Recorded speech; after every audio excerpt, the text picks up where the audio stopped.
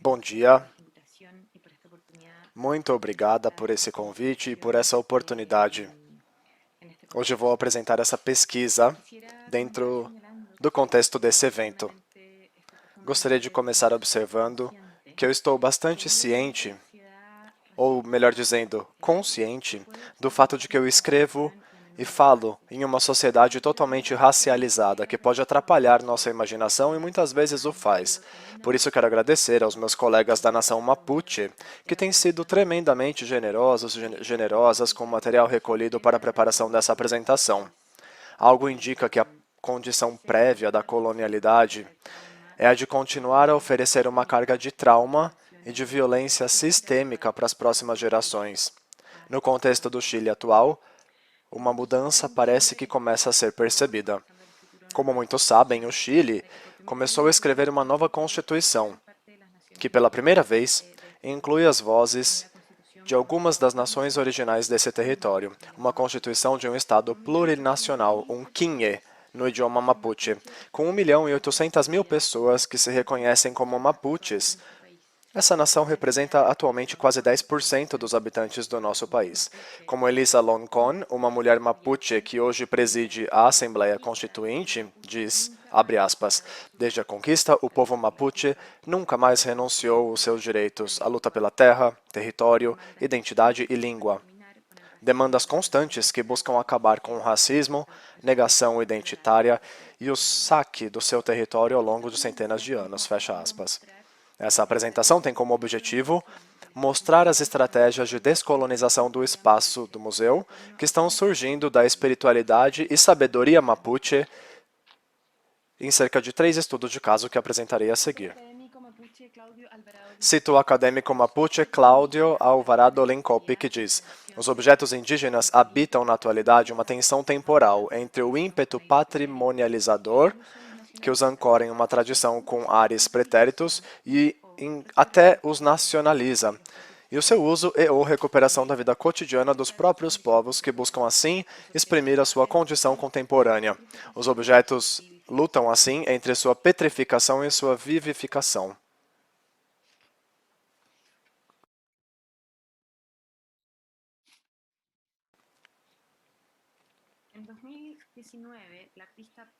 Em 2019, a artista Paula Baessa Pailamija, artista mapuche, fez na Praça Mulato Gil de Castro, onde estão localizados o Museu Arqueológico de Santiago, MAS, e o Museu de Artes Visual MAVI, a ação Meu Corpo é um Museu.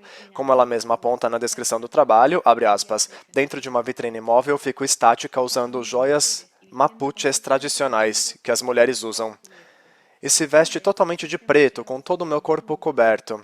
No Chile existem museus que saquearam tumbas e casas, extraindo joias, tecidos, utensílios de uso diário e uma série de objetos sagrados, que estão em exibição hoje em manequins sem rosto. Essa ação enfatiza o aparecimento e desaparecimento de corpos mapuche, que ainda estão vivos, enquanto a instituição estatal tenta apagar nossa existência. Fecha aspas. Meu Corpo é um Museu mostra a tendência de objetificar a cultura indígena. O corpo, coberto de preto, em que apenas as peças de prata se destacam, mostra a força colonial perpetrada em corpos humanos vivos, com o objetivo de apagar a sua identidade e, através disso, ser capaz de pegar os seus pertences e saquear seus territórios. Enquanto o acadêmico Cristian Vargas Paiaheuque diz, um dos eixos constitutivos da obra de Paula Baessa Pailamija consiste em abordar diferentes propostas de leitura sobre o Estatuto do Corpo Mapuche, entendido como um território sobre o qual a memória e os conjuntos histórico-políticos têm um lugar. Vale lembrar que a colonização de Wallmapu, território mapuche, envolveu violência não apenas contra os corpos das pessoas, mas também em relação aos corpos da natureza, ambos profundamente interconectados. Daí, continua o artista Vargas Paiaheuque, sublimando essa representação anônima, afundando como um manequim depositário desses valores patrimoniais do que é permitido e do que é indígena, com sua ação consegue captar plenamente essa crítica institucional do modelo de museu expositivo e da representação mapuche em espaços culturais. As peças de prata adquiriram especial importância, e aqui podem ver um pouco mais de perto. Essas peças adquiriram especial importância para as comunidades do século XVIII, forjado com base nas moedas de prata usadas no comércio com os espanhóis, adquirindo um importante valor como símbolo de status para loncos e humenes, e para mulheres que usavam essas joias com seu traje ritual e festivo. Dessa forma, ou de certa forma, elas simbolizam a capacidade do povo mapuche de enriquecer a sua cultura, mesmo em tempos de colonização, ou como aponta Alvarado Lincopi, abre aspas, a possibilidade vivificante, não tanto do objeto, mas das pessoas que, colonizadas, tiveram que reconstruir até mesmo seus preceitos estéticos para recuperar sua condição de vida. Eu não sei se essas peças originais têm um valor histórico original ou se são réplicas feitas por alguma artesã contemporânea. A verdade é que, como etnógrafa e como antropóloga Anne Christine Taylor disse a respeito da grande virada estética vivida pelos museus etnográficos hoje, abre aspas, a arte substituiu a ciência como a nova linguagem de universalismo. No entanto, a conceituação de arte que fundamenta a museografia desses museus permanecem profundamente problemáticas, bem como desconectadas do tipo de conhecimento atualmente sendo produzido no campo da crescente antropologia e história das artes. Fecha aspas aqui. O que Taylor menciona nos leva a entender que na crítica proposta por Paula Baeza Pailamija, cobrir o seu corpo com essas peças de arte tradicional mapuche é fazer um chamado para restabelecer a urgência das categorias com as quais os objetos são denominados, já que a qualidade de arte que as peças do espaço do museu possuem fica ao seu critério, já que remove o seu sentido e significado político e ritual. Atualmente, a inflação maciça no valor de qualquer coisa classificada como arte alimenta um processo de patrimonialização e rouba desses objetos sua força vital. Assim, os museus do mundo experimentam hoje uma das maiores ondas de pedidos de repatriação de povos indígenas com slogans como "Com que direito a nossa arte está no seu museu?".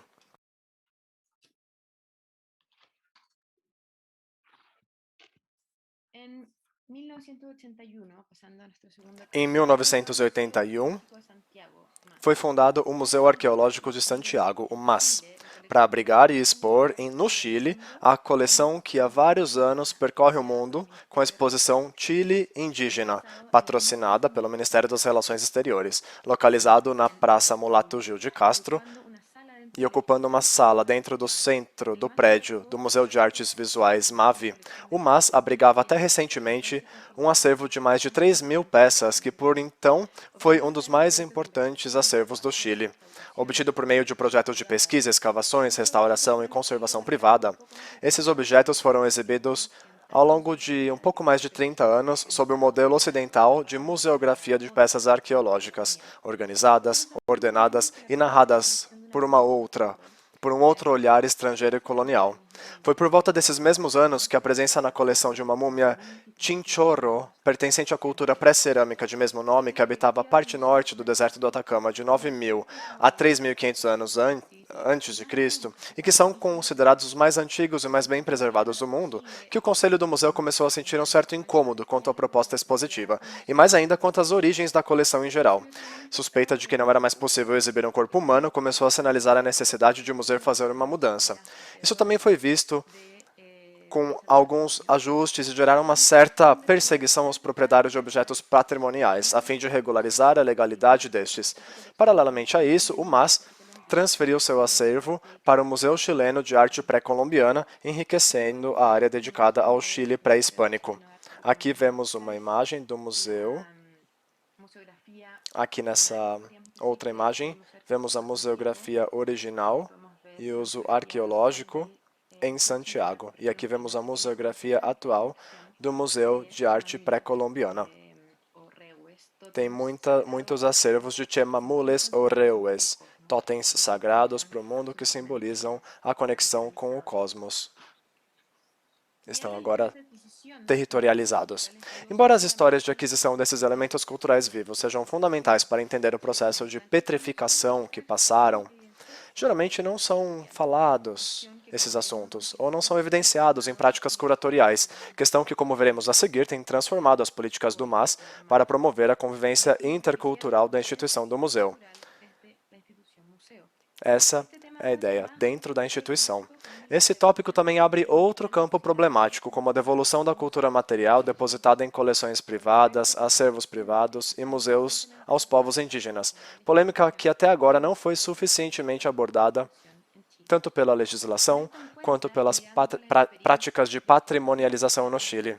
Com isso em mente, olhando para as experiências de outras instituições e com especial atenção no debate iniciado mundialmente sobre a restituição do patrimônio indígena, bem como formas de exposição, o MAS optou por aproximar o acervo arqueológico em diálogo com a arte contemporânea aos povos originários aos quais pertence.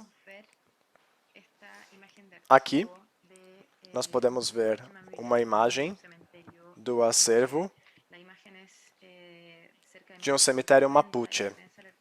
É uma imagem de mais ou menos 1890 e faz parte do arquivo de memória chilena, por Gustavo Millet Ramírez. Temos aqui esse mesmo tipo de Chimamui que vimos na imagem anterior. Em 2016, o cineasta e curador mapuche Francisco Huichaqueo foi convidado pelo MAS para curar os objetos mapuche do acervo. Essa chamada era para ele o início de uma missão espiritual, que foi tecendo força, isso em direção à restituição do patrimônio do seu povo. Desde então, as salas do MAS abrigam Venum Pelon, ou Portal de Luz, uma exposição que, por sua vez, é um portal onde espaços distantes se conectam, um túnel através do qual os objetos viajam para redescobrir seu significado original. Em princípio, o Huichaqueo tenha rejeitado o convite, mas após falar com pessoas próximas ao patrimônio e ao seu povo, como Juana Pailalef, diretora do Museu Mapuche em Cañete, e mais tarde o Mati, líder espiritual, e Silvia Kaufmann, viu a importância dessa missão, a importância de estabelecer um diálogo entre o povo mapuche e o povo chileno. Isso numa época quando as conversas foram, assim como hoje, muito difíceis. Parecia então importante usar estratégias de artes visuais e do cinema como ferramentas de diálogo.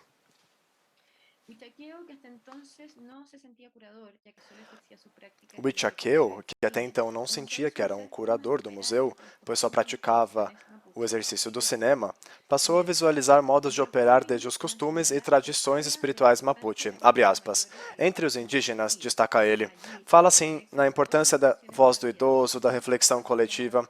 É aí que se conectam outras dimensões da realidade e outro espaço chamado Peuma, que é o lugar do sonho para os mapuches, uma prática cultural que a violência colonial não conseguiu eliminar. Fecha aspas.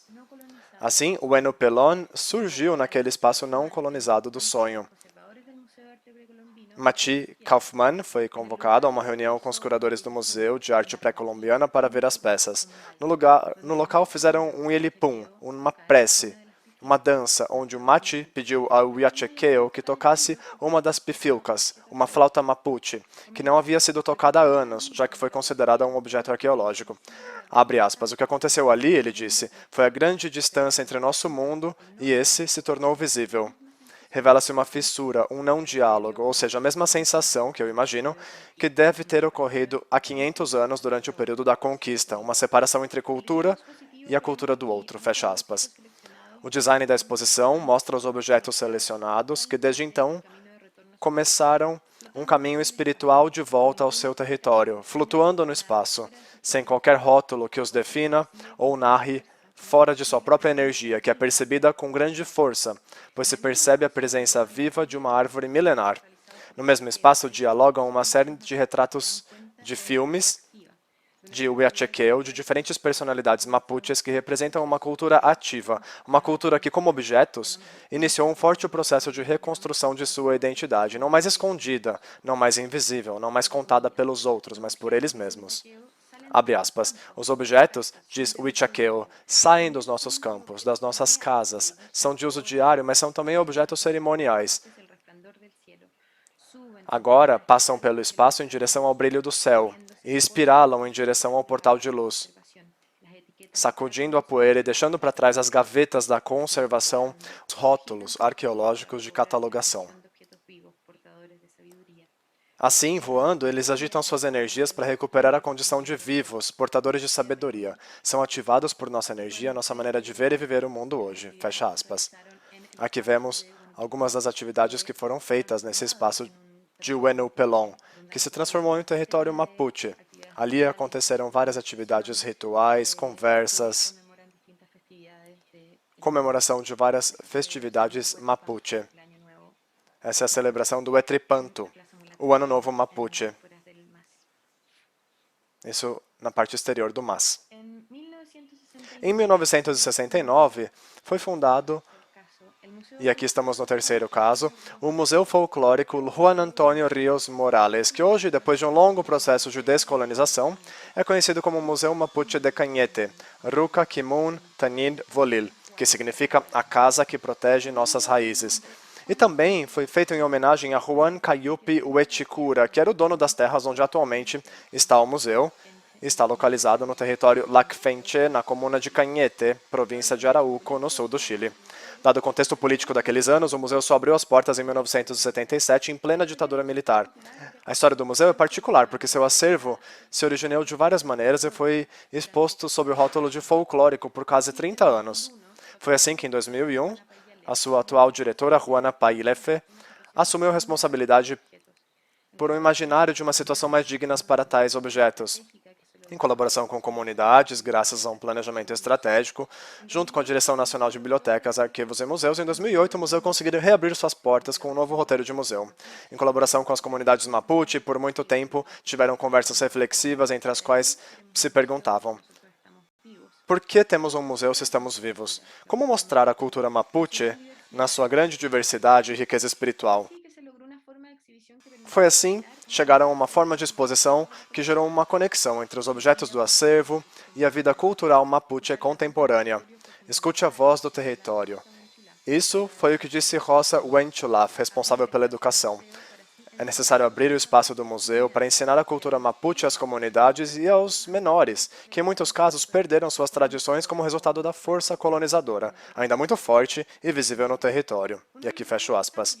Uma das grandes mudanças que essa nova museografia apresentou, além de liberar os objetos de classificações arqueológicas tradicionais, por classificá-las por tipo, tamanho, cor, etc., mostram agora sua configuração diária. Nas relações agora, os objetos têm elementos chamados de bioarqueológicos. Os restos humanos foram mantidos por iniciar seu processo de enterro sob as tradições do povo Mapuche. Foi feita uma consulta espiritual, um mate realizava uma cerimônia para conhecer o procedimento mais adequado, que não é somente um, mas são vários, de acordo com cada esqueleto, para entender a origem dos ditos restos mortais, podendo assim solicitar seu sepultamento definitivo ao Estado chileno. O processo ainda aguarda a aprovação da legislação chilena.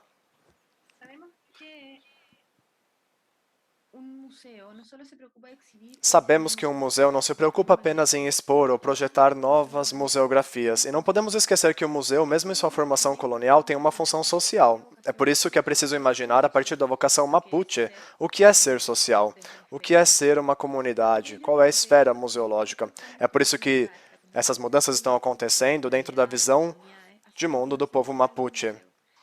O ponto de vista da comunidade tem sido central para o museu.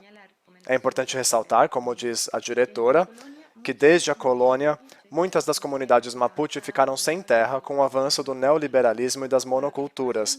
Por isso, o espaço do museu assumiu a responsabilidade de ser também um ponto de encontro espiritual e político, onde as atividades sociais e religiosas acontecem, e abrigam também Nhingatue, um espaço cerimonial aberto, uma ruca e um paligue. Podemos ver aqui, então, essa comunidade jogando o palim. Na imagem colorida, nós vemos um registro mais recente. Foi uma atividade realizada no terreno do museu, e a outra imagem é uma imagem do acervo. Isso também da mesma atividade.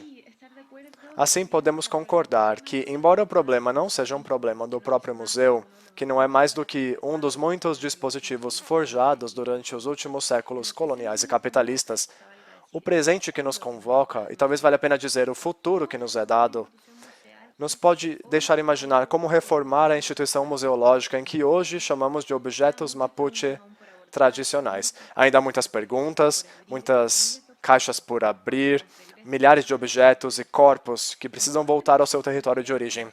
Em todo esse processo já iniciado, a espiritualidade desempenha um papel fundamental e a ferramenta mais amorosa, citando aqui Waylath Mapuche, que recebeu o Prêmio Nacional de Poesia. Essa é a forma mais amorosa. Isso, a forma mais amorosa para descolonizar peças patrimoniais no contexto do museu. É aqui que a própria tradição Mapuche, como muitas outras tradições indígenas da América, mostra a distância que existe na forma como os objetos são vistos e integrados no mundo, sua agência, protagonismo e significado em relação à cultura ocidental. Muito obrigada. Chaltu Mai, em Mapuche.